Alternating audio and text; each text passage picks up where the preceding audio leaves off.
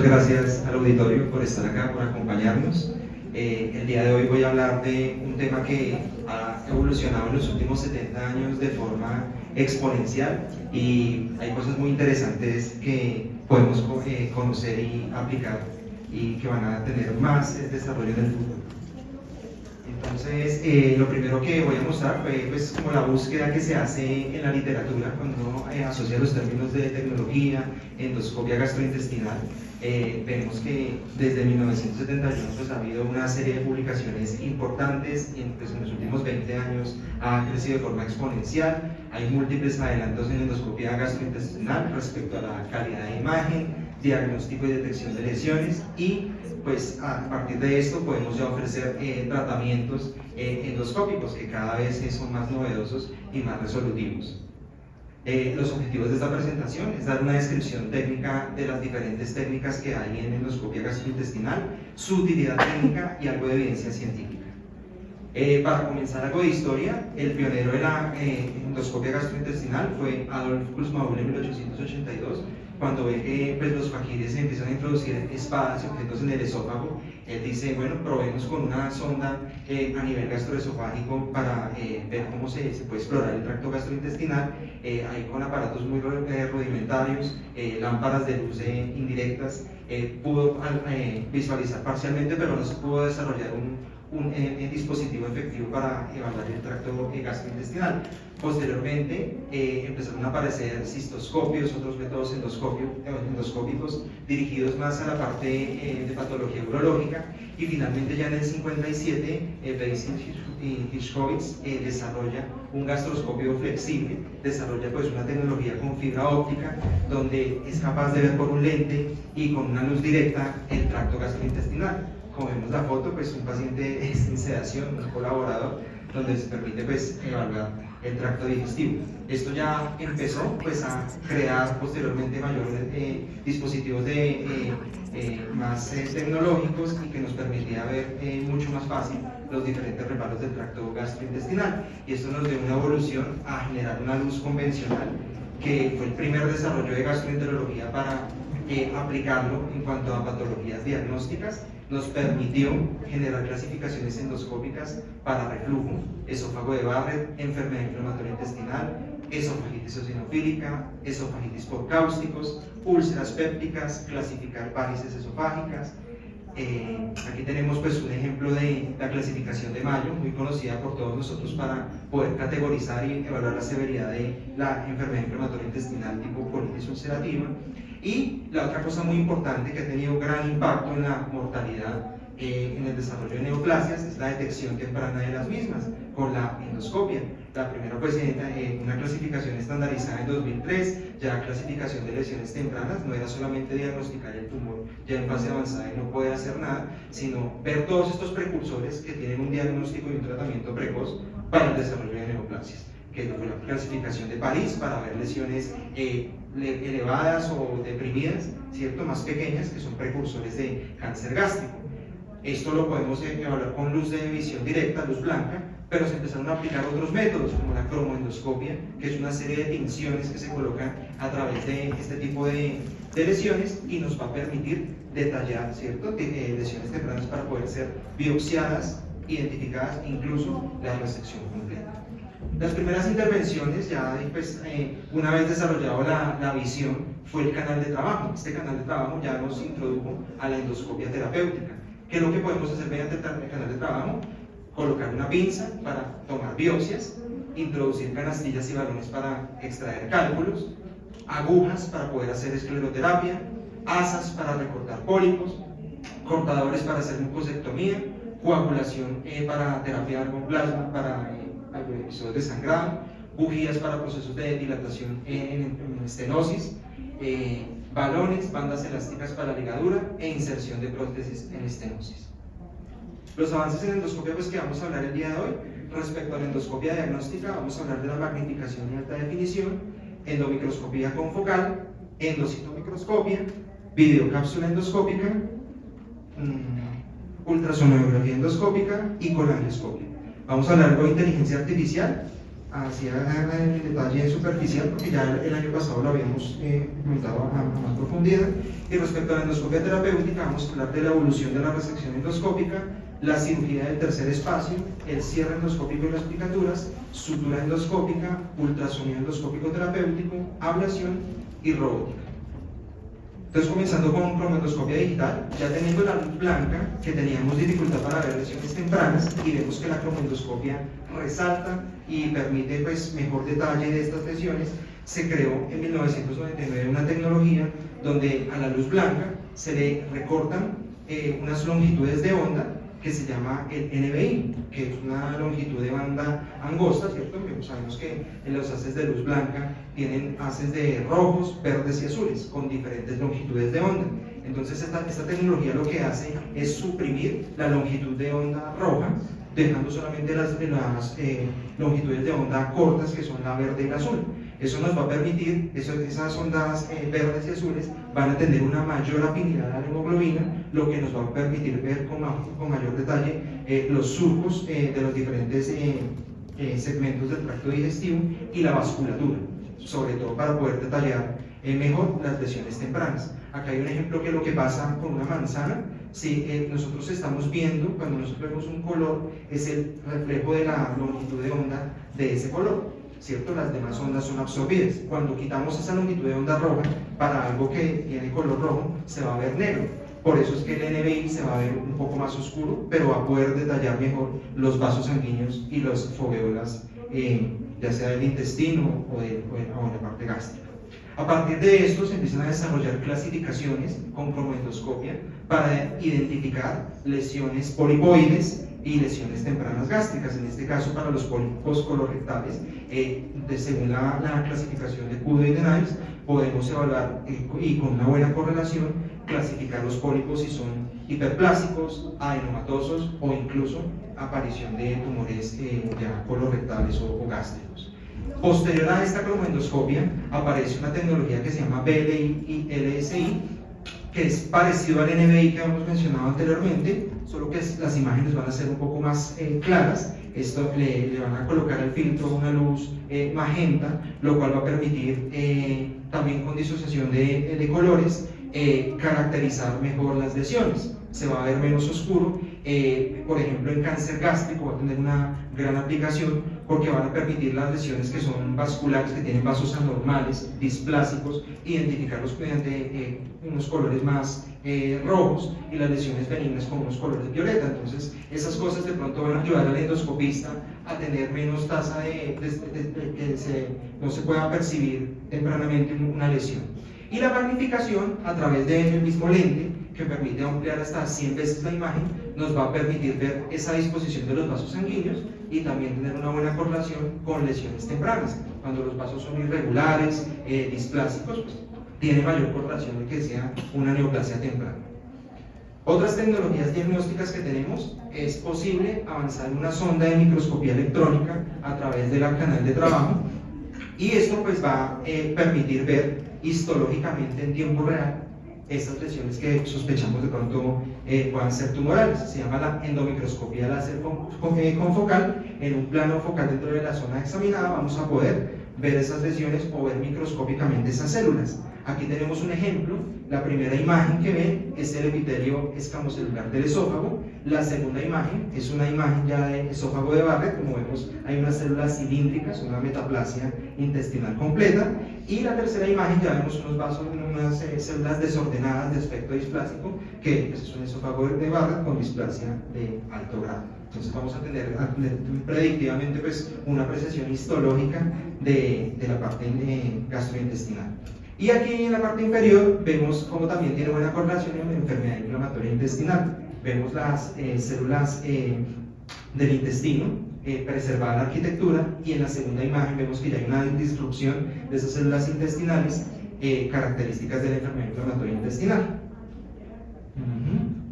La endocitoscopia es una microscopía también directa, no es electrónica, pero nos va a pedir a través de un lente de alta potencia, vamos a poder evaluar microscópicamente lesiones tempranas, ver esa relación de la disposición celular si hay alteración de la relación citoplasma-núcleo, para identificar también tempranamente displasia. Aquí vemos un pólipo, el cual están haciendo una tinción, se utiliza cromoendoscopia química, le colocan tinción de violeta cristal y posteriormente hacen una magnificación donde vemos unas células irregulares con una relación núcleo-citoplasma alteradas, compatibles con una displasia de alto grado. Y esto pues nos va a también ayudar a prevenir tempranamente lesiones premalignas.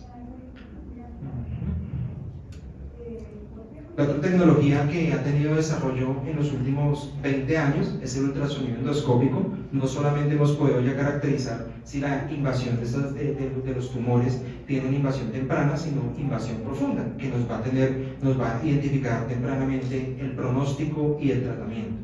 Esto es un método híbrido desarrollado en 1980 por la casa Olympus. Pues es un método que es endoscopio de visión directa y tiene un transductor de ecografía que puede ser radial o puede ser lineal, como lo ven en la imagen. Hay otros tipos de transductores. El más usado pues es el circunferencial, que nos va a poder estadificar lesiones, y el radial es para principalmente terapéutica o hacer punciones. ¿Cuál es la utilidad del ultrasonido endoscópico hoy en día? La evaluación de las lesiones subepiteliales. Son lesiones que están debajo de la mucosa gástrica, ¿cierto? Y no sabemos si se trata de un tumor benigno, maligno. Esto nos va a poder identificarlo a mayor detalle para diagnosticar y estadificar lesiones tumorales de todo el tracto gastrointestinal. Principalmente lo que más tiene aplicación es el páncreas, evaluación de anormalidades pancreáticas, evaluación de tumores, pseudoquistis, pancreatitis crónica, alteración de las vías biliares, incluso más allá de la parte gastrointestinal, para evaluar tumores mediastinales y cáncer de pulmón, también tiene una utilidad. Aquí vemos un ejemplo en una imagen, cómo vemos las diferentes capas de la superficie gástrica, mucosa, muscular de la mucosa, submucosa, la serosa, la capa muscular, y en la segunda imagen vemos que hay una lesión hipoecoica que depende de la cuerda ecocapa, compatible con un GIST. Otra utilidad importante del ultrasonido endoscópico es el rendimiento para el cáncer de páncreas. Sabemos que el cáncer de páncreas es la cuarta causa de muerte en el mundo por tumores, y que la accesibilidad para un diagnóstico al día de hoy es muy difícil porque es un órgano retroperitoneal, pues para identificar biopsias o estudios tenemos limitancia para el acceso. Entonces el ultrasonido endoscópico nos va a permitir, a través de transgástrico, evaluar lesiones del páncreas y poder funcionarlas. Esto tiene pues en un centro de experiencia con un citólogo al frente, puede tener un rendimiento del 78 al 95%, con una especificidad del 75 al 100%, una tasa de complicaciones muy baja, que va del 0 al 1%, asociada a la punción. Hoy en día tenemos diferentes métodos para hacer la extracción, que son agujas cilíndricas para ser aspirado por aguja fina. Ahora hay unas agujas con doble bisel que nos permiten mayor toma de muestra y mejor rendimiento. La otra tecnología que se ha desarrollado pues, en los últimos años, desde el 2001, se desarrolla la videocápsula endoscópica. Veíamos el intestino delgado en gastroenterología como un órgano olvidado, de difícil acceso, oscuro, sin posibilidad de tener abordajes diagnósticos y terapéuticos, y con este dispositivo, que es una cápsula de 26 milímetros por 11 milímetros, se puede ingerir y vamos a tener detalle de todo el tracto gastrointestinal, principalmente desarrollado para patología del intestino delgado. Es un dispositivo pues, que se compone de un domo óptico, un lente, la luz de iluminación, y va a tener un transmisor. Ese transmisor, como ven en la imagen, se colocan unos electrodos en el paciente, donde pues, va a transmitir la imagen a través pues, del dispositivo, y se va a poder conectar a un computador para ver las fotografías, que son aproximadamente 70.000 imágenes en todo el estudio. Es un examen no invasivo, desechable, no doloroso, y se puede hacer de forma ambulatoria. ¿Cuáles son las utilidades hoy en día de la videocápsula endoscópica? Estudio de anemia crónica, enfermedad inflamatoria intestinal, sangrado del intestino delgado o sangrado oculto, evaluación de tumores del intestino delgado, cuando hay, por ejemplo, sospecha de adenomatosis policomatosa, consumo de AINES para los pacientes que tengan sospecha de sangrado por úlceras asociadas a AINES. Estudio de enfermedad celíaca no es una recomendación directa, pero puede tener una aplicación, y dolor abdominal crónico. Esta es otra tecnología que es el acceso a la vía biliar. Sabemos que la endoscopia terapéutica nos permite extraer cálculos biliares, pero no podíamos ver con detalle el conducto biliar. La colangioscopia es un dispositivo que se introduce a través del endoscopio mediante otro endoscopio más pequeño, le llamamos el endoscopio bebé, que tiene un colangioscopio, que es, como lo ven, es una sonda que tiene una cámara y nos va a permitir visión directa del conducto biliar. Esto nos va a permitir identificar lesiones del conducto biliar y resolver también cálculos impactados o cálculos difíciles que no puedan ser extraídos mediante una cepa terapéutica convencional. Las indicaciones, esta es una recomendación de la Revista Colombiana de Gastroenterología. Las estenosis indeterminadas es una de las explicaciones más importantes, es que no sabemos si es una estenosis benigna, una estenosis autoinmune, una estenosis por cáncer. Vamos a poder visualizar y no solamente ver si hay componente tumoral o inflamatorio, sino que podemos tomar biopsias e identificar la naturaleza de la lesión. Cálculos difíciles que sean mayores a 15 milímetros que no se pudieron extraer por técnicas convencionales, es una indicación. Cálculos del conducto hepático que por ser proximales no podemos de pronto extraer con CEPRE convencional, ¿cierto? También para estudio de páncreas, estenosis de páncreas, cálculos de páncreas, tumores de páncreas, ¿cierto? Las complicaciones son menos del 6%, la más frecuente es la colangitis porque es un sistema que necesita irrigación constante del conducto biliar. Esa manipulación puede llevar a colangitis y septicemia, y el riesgo menos frecuente es la perforación. Las biopsias en estos casos tienen una sensibilidad del 70%, una especificidad del 100% con alto valor predictivo positivo cuando se encuentra alguna normalidad. Rápidamente voy a hablar de inteligencia artificial.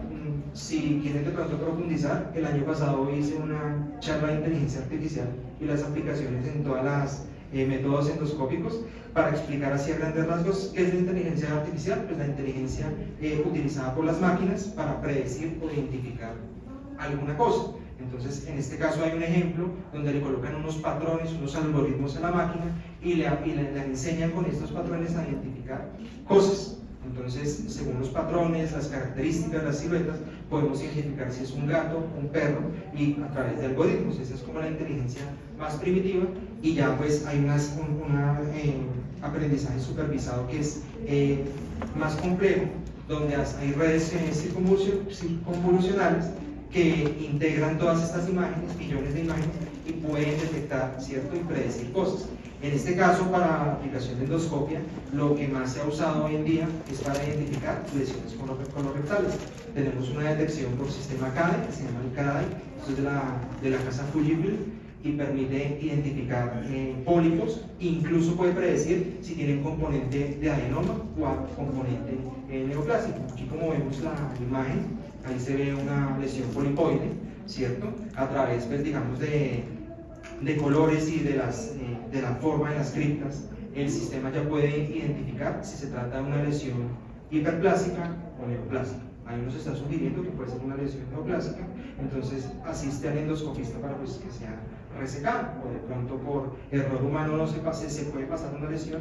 Ese sistema va a ser una ayuda para aumentar la tasa de detección de adenomas. Ya posterior a la parte diagnóstica, empezamos con la endoscopia terapéutica. La primera polipectomía, que fue pues, lo primero que se hizo en la intervención, fue en 1973, una polipectomía convencional con un asa. Posteriormente ya empezamos a avanzar a mucosectomías, algo más amplio, en el 1988. En 1999 se hace la primera disección endoscópica de la submucosa. Antes era impensable que podíamos de pronto hacer cortes más profundos en la parte gastrointestinal con el riesgo de la perforación o complicaciones, pero cada vez hemos podido intervenir más y minimizar esos riesgos. Después de la disección de la submucosa ya empezamos a hacer túneles para llegar a los planos musculares. Entonces se desarrolla a través de las agujas con una cerámica que se llama el IT9, permite pues, hacer disecciones de la submucosa y hacer túneles para llegar a capas musculares más profundas. Eso nos da desarrollo pues, para hacer ya resecciones endoscópicas más grandes. Entonces, después de los túneles submucosos se crea la cirugía de tercer espacio. Entonces accedemos a la submucosa, hacemos túneles y empezamos a hacer resecciones profundas. La ISD, que es disección de la submucosa, ha tenido avances en cuanto a la técnica. Inicialmente se hacía una técnica de bolsillo, donde se empezaba a disecar de los márgenes a la parte más central. Hoy en día existen técnicas por tracción, donde en la parte de la lesión se tracciona para poder ser resecada más fácilmente. Hacemos túneles submucosos, sobre todo cuando hay lesiones subepiteliales grandes, para poder tener un mayor margen de resección, y ya resecciones transmurales, donde se reseca toda la capa de una lesión a través pues, ya de sistemas de clivaje más avanzados. Y pues aquí vemos una patología donde se resecan todas las capas, prácticamente es una resección curativa completa y no genera pues ninguna complicación. Hay otras técnicas donde se remodela el esófago también mediante túneles submucosos, fistuloplastias y las miotomías. Las miotomías pues ya nos permiten hacer miotomía endoscópica del esófago, útil para acalasia, las miotomías gástricas, las miotomías del divertículo de Zenker, las miotomías del recto para enfermedad de Hirschsprung, y ya más avanzado, no solamente sacar algunas fibras de la capa muscular, sino hacer resecciones transmurales y conectarnos con el peritoneo, que en una época eso era impensable, era iatrogénico, y hoy en día es una tendencia curativa para muchas enfermedades. Se hacen disecciones intermusculares, orificios transluminales, donde entramos al peritoneo y se pueden pues, tomar biopsias o hacer cirugías operativas resecando lesiones completas. Se usa hoy en día cirugía robótica asistida por endoscopio, donde se pueden hacer también estas intervenciones, y el acceso al peritoneo. Aquí para mencionarles la técnica, el IPOE, hacen un túnel submucoso en el esófago, se llega a la parte distal, en la unión gastroesofágica, hasta donde se hace la disección de las líneas longitudinales del músculo liso, y pues permite la resolución de la acalasia. El Z-POE para el divertículo de Zenker, ya no se hace solamente la septotomía del divertículo, sino que se hace el túnel submucoso para poder resecar.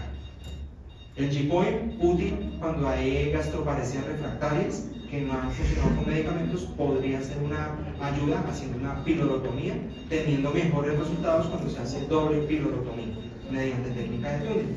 Al empezar a hacer orificios, pues también empezó a desarrollarse las técnicas para hacer cierres. Entonces, las primeras tecnologías que tuvimos con mayor facilidad fueron los clips endoscópicos, donde se permiten afrontar cierres superficiales, cierres de sangrado. El primer reporte en el 93, donde hay un cierre para perforación. Posteriormente empiezan a haber otros dispositivos que tienen un sistema de tracción mucho mayores y de mayor profundidad, que es el OESP, que es un clip, como lo ven, tiene forma de una trampa de oso y permite pues, afrontar defectos grandes. Y ya posteriormente empieza a desarrollarse la sutura endoscópica. Tenemos el Endocinch, creado en el 2000, para hacer aplicaturas como corrección de problemas antirreflujo. Después empieza la sutura en el 2008 con el sistema Apollo, que tiene un doble canal de trabajo y hace una sutura transmural que va a servir para efectos grandes o, por ejemplo, para la gastroplastia endoscópica. Y el último en 2022, que es el Extra, que tiene diferentes tornillos que se afrontan contralateral a algún orificio y a través van conectados a un hilo quirúrgico y se traccionan y cierran el defecto, que es lo que más se ha usado en los últimos estudios y creo que va a tener mayor desarrollo. Entonces, a través de la sutura endoscópica es que aparece la técnica de la gastroplastia endoscópica a través del sistema Apollo o Stitch. Entonces, él tiene en la punta un sistema de sutura donde va haciendo grapas a nivel transmural y permite afrontar pues, las paredes de la curvatura mayor. Entonces, aquí vemos la técnica. Primero se marca la pared anterior y posterior de la curvatura mayor para delinear dónde se van a colocar los puntos, ¿cierto? Ahí se hace el afrontamiento transmural y se empieza a hacer la técnica en zigzag. Entonces después se empieza a traccionar y eso va a empezar a hacer reducción progresiva de la curvatura mayor, lo que va a traducirse como un slip gástrico que se hace por laparoscopia. Entonces se empieza a cerrar, se disminuye el volumen y pues va a permitir el efecto de reducción de peso. Acá hay un estudio donde comparan la gastroplastia endoscópica con la gastroplastia quirúrgica en cuanto a efectividad de reducción de peso hay una pequeña diferencia a favor de la gastroplastia quirúrgica, tiene mayor porcentaje de reducción de peso, pero no significa que la gastroplastia endoscópica no funcione. Los eventos adversos mucho más bajos con la gastroplastia endoscópica, y el riesgo de reflujo, que esto es un punto importante, comparada el sleeve gástrico laparoscópico con el endoscópico, no genera reflujo, el RR es muy bajito. Entonces ese sería como el beneficio en cuanto a esta técnica endoscópica. Aquí tenemos otras técnicas de aplicatura que se utilizan para cuando hay reflujo gastroesofágico refractario, que se hacen por método endoscópico, un tratamiento endoscópico. El primero que se menciona es el estreta, que es una radiofrecuencia no ablativa en la unión gastroesofágica, donde a través de un balón que tiene unas agujas de titanio se coloca una radiofrecuencia. Al parecer el mecanismo no está muy bien explicado, pero parece que genera algo de fibrosis en la unión gastroesofágica y permite pues un mecanismo antirreflujo, pero con datos inconsistentes y resultados muy variables, por lo cual no se está usando al día de hoy. El ESOFIX es otro sistema donde lo que genera es una aplicatura, es un dispositivo que se introduce a través del endoscopio, ¿cierto? Se le va a afrontar al fondo gástrico y se hace una aplicatura. Entonces se va acercando el fondo gástrico a la unión gastroesofágica, se van colocando clips y se va rotando hasta hacer una rotación de 300 grados, generando una aplicatura parcial. Otras técnicas también que tenemos con ultrasonido y clipado, y también una técnica que es con mucosectomía y ablación con argón plasma para generar fibrosis. Pero estos dos últimos estudios también son datos inconsistentes, todavía faltan estudios para ser recomendados como terapia antirreflujo. Y el otro avance que tenemos, el ultrasonido endoscópico terapéutico.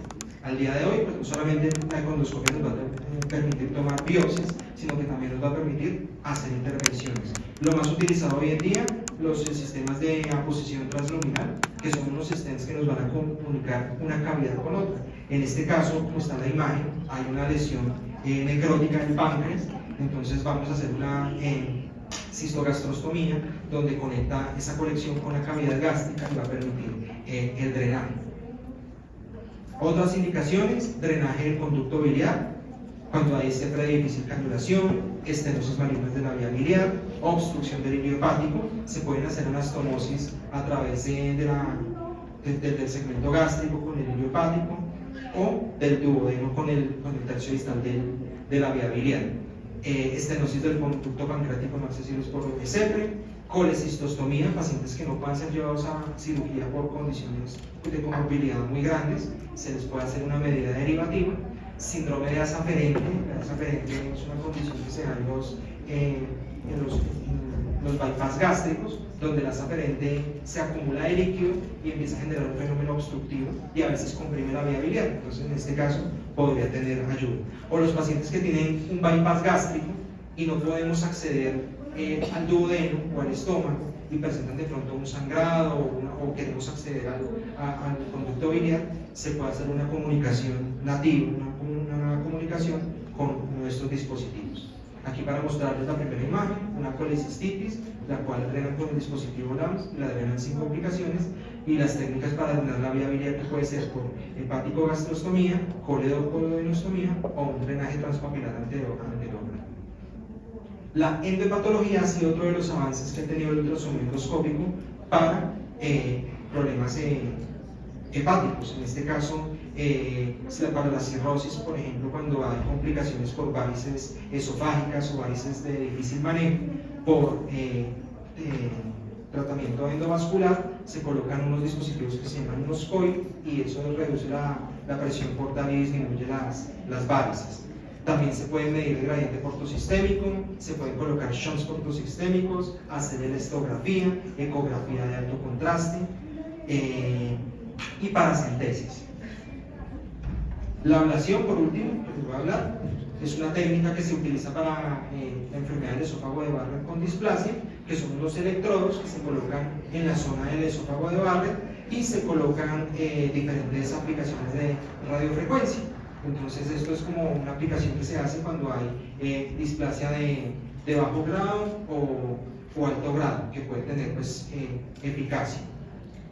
Robótica en endoscopia, están estos estudios experimentales donde tenemos un endoscopio con unos dispositivos para hacer disección, toma de biopsias y cirugía de tercer espacio.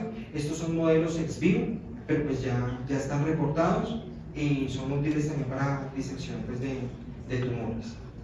El problema de este dispositivo es que es de 25 centímetros, entonces solamente lo podemos aplicar para problemas de la faringe o problemas rectales. Novedades en endoscopia: tenemos también otros dispositivos robóticos que pues, también nos permite hacer cirugía endoscópica y transmural, pero necesitan doble operador, no están aprobados todavía por la FDA, no permite el lavado del brazo robótico, entonces esto se encuentra más en fase experimental.